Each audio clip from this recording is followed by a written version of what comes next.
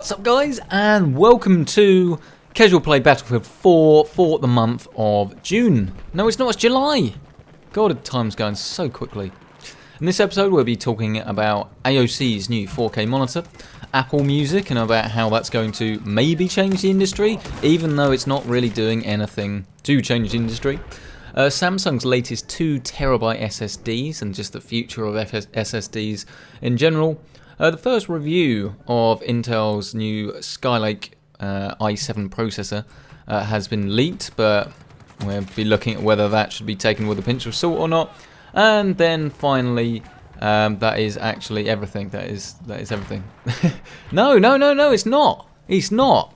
I'm being rubbish. Finally, I knew there was something else. AMD have launched their new Catalyst driver. It's the first proper non-beta driver in quite a long time, and this one offers FreeSync support properly for the first time, as well as some other key features. So the first thing I want to talk about really though is Apple Music. Now Apple Music, if you've been living under some sort of rock, is just essentially their version of Spotify, but of course the main thing being iTunes is the largest online music store ever, and it has millions and millions and millions of active users, and these are users that might like to buy their music normally, they might like to rip CDs, but they've got this new music streaming service right in front of their face. So if they've never been particularly interested in something like Spotify, it's now available for them without them having to go out their way to download it. And of course you get 3 months free as well, so you get 3 months to try it out, and obviously the whole idea there being that you'll love it and then you'll stay subscribed to it. 3 months is a very long trial period. Tidal, when it launched, was a couple of weeks, which is of course the really high quality streaming service. But then you've also got Spotify, which you get a month's free, but then you can get it discounted if you get it through certain places. But the whole point is, once you're used to streaming all your music, then you don't really have any reason to go anywhere else. I mean, you've got pretty much all the tracks you ever want, with the exception of just a few, and you can stream it anywhere, whether you've got it downloaded to your device or not. So if you are someone that doesn't have much mobile data, you can put it on your phone. So I don't really need to be telling you about what Spotify is, but Apple Music basically just aims to get everyone streaming and aims to bring the fight ready to Spotify. Of course, Spotify is the biggest one at the moment, but how long will that actually be the case for? I mean, if you think there's an awful lot of people that don't use Spotify, there was quite a cool little sort of diagram that What Hi-Fi actually had in their magazine this month, and it shows just the amount of people that use iTunes compared to the amount of people that use Spotify is massive. Really is a very large amount of people that don't use Spotify but do have iTunes. I believe it was 200 million iTunes accounts are open, and that is an insanely large amount. Granted, there's going to be duplicate accounts, and most of them, a lot of them won't be interested in Apple Music, but it's quite an interesting thing to talk about and to think about, because while it's not a service that does anything new, I mean, the quality is only 256 KB, so that's less than Spotify. It's the same as the tracks you can buy from iTunes Store, and really it's not really very good. I mean, most people, the general public, probably won't notice, but if you're the sort of person that wants to be listening through high-end devices, then really you're going to want something more. If you think CDs are compressed, and they're compressed to roughly about 1000 kbs, obviously it varies depending on the CD. So it's a shame that we didn't see something a bit higher quality, but then again, Apple don't really need to do it, and it's not really their style to be class leading on the specs front. But that'll be pretty interesting, and we'll see how that goes. The next thing, of course, was AOC's new U2870 VQE 28-inch 4K monitor. I don't think it's too different to the last one they brought out, with the exception that this one is now launched at $349 for a 4K TN monitor with a 1 millisecond grey-to-grey response time. And of course it's a 60Hz 10-bit panel as well, which is pretty cool. Whether it's going to be class leading in image quality, probably not, but it's available at a very, very good price, and this is, bearing in mind this is launching at $349, it will get cheaper throughout its lifetime. This is definitely the time to buy a 4K monitor if that's something you've been after for a while. Hopefully, well, I say hopefully, I'm pretty sure we'll be getting one in for review in the not too distant future, sometime at the end of August, I imagine, and then we can let you know properly for sure. But definitely something to consider if you are in the market for a budget 4K monitor. The next thing is Samsung's new 2TB SSDs. Now this, of course, is pretty cool because it's the first that I've seen anyway. I believe it's the first SATA 3 SSD with a 2TB storage capacity. Now, granted, it is very, very expensive. It's available at what was it? It was about $750. It might be a bit more than that actually. I don't have it to hand. But the point was, it was very expensive. But for the first time, you could literally just have one drive in your machine and it be an SSD, and it will keep you going as long as you're a pretty average user, pretty much indefinitely. I mean, I have less than 2 terabytes of storage in my main machine. Granted, I use external drives or backups and for storing a load of pictures and things like that. But literally, your average user isn't ever going to need more than 2 terabytes. And bearing in mind the SSD is sure to get cheaper over time, this is definitely something that is the start of the death, really, of hard drives. I mean, hard drives, the technology has been pretty stagnant for quite a while. SSDs are, of course, so much quicker. And it's just pretty cool to see that we won't really have to choose for much longer between an SSD and a HDD.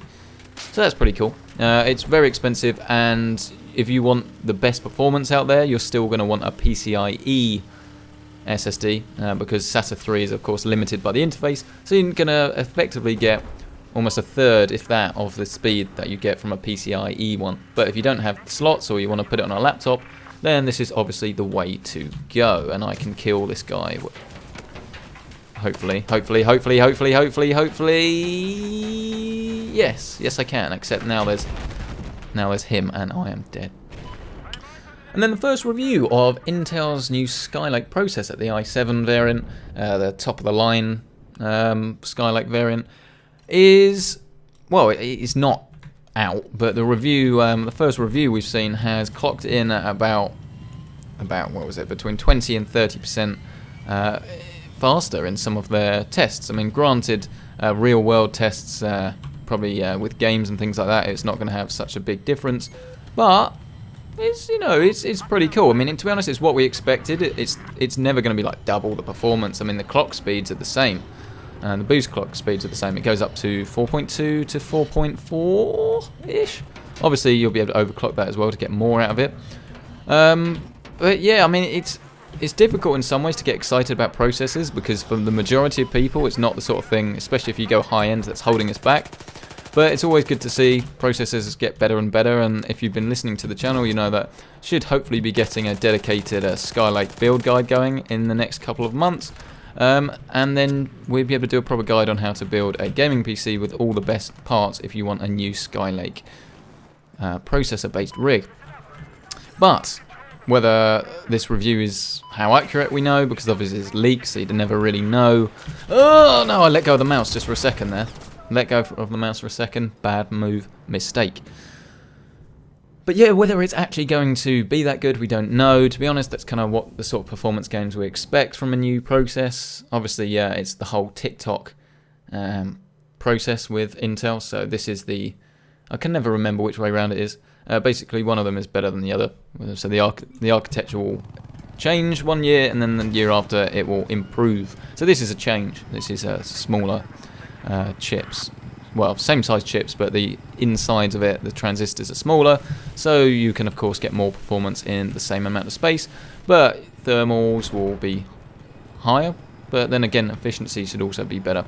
We'll wait until we got one in for review to actually see how good it is. But if it's going to be between 20 and 30% faster, that's pretty damn impressive, especially if it's sold at the same price, which you'd hope so, and you'd think so, but you know, when it first comes out, it'll be more expensive anyway. And that's death, so I will bail out of there. And that's still death, and that is properly death now. And then, the next thing was, of course, AMD's Catalyst driver. NVIDIA's been very, very good in the last few years, really, to be honest, not just months, in the last few years, at releasing regular drivers. They're always doing it, they seem to be doing it. There seems to be a new driver at least every 3 or 4 weeks or so. In between them, of course, you've got the beta drivers, but AMD haven't really been on it recently. and they've kind of gone downhill a bit with driver releases. There've been a couple of beta releases, but AMD people have been getting a little bit upset.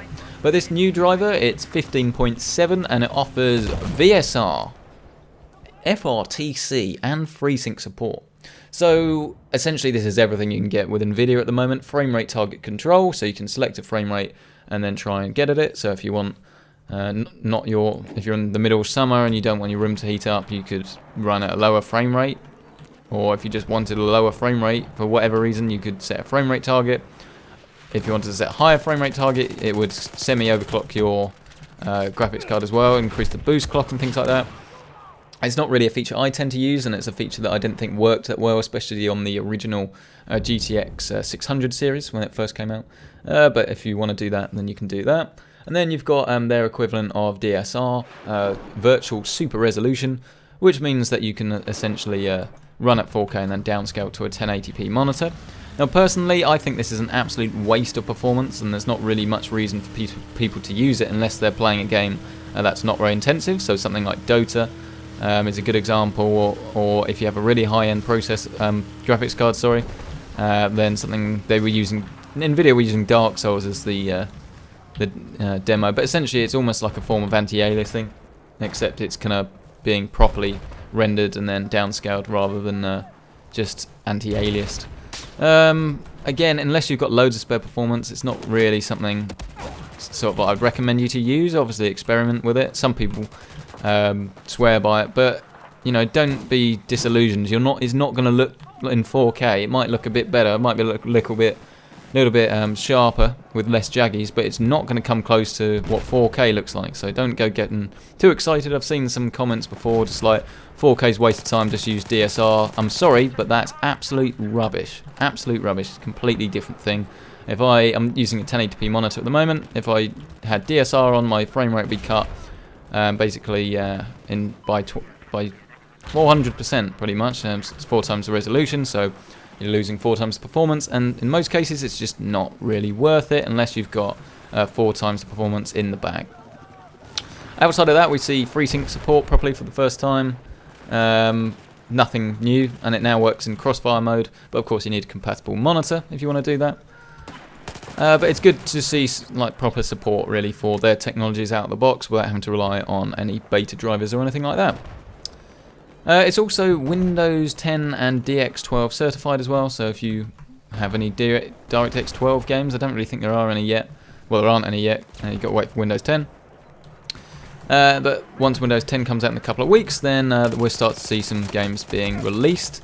Gears of War Ultimate Edition is actually supporting DX12, which is pretty cool. So I'm looking forward to playing that. And that has pretty much been this week's Casual Play. I apologise if you guys wanted a different sort of video, you know, a filmed video, but it's just been a bit difficult because I had to visit my home in Kent this weekend, so I haven't had a chance to properly sit down and do a video. Don't forget, of course, the Q&A is happening this Wednesday, or it'll be archived if that's already happened.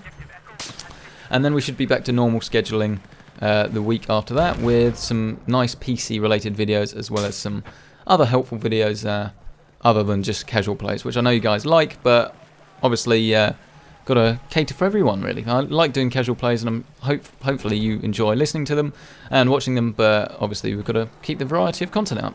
So thank you so much for watching this video. As always, leave any comments you have below.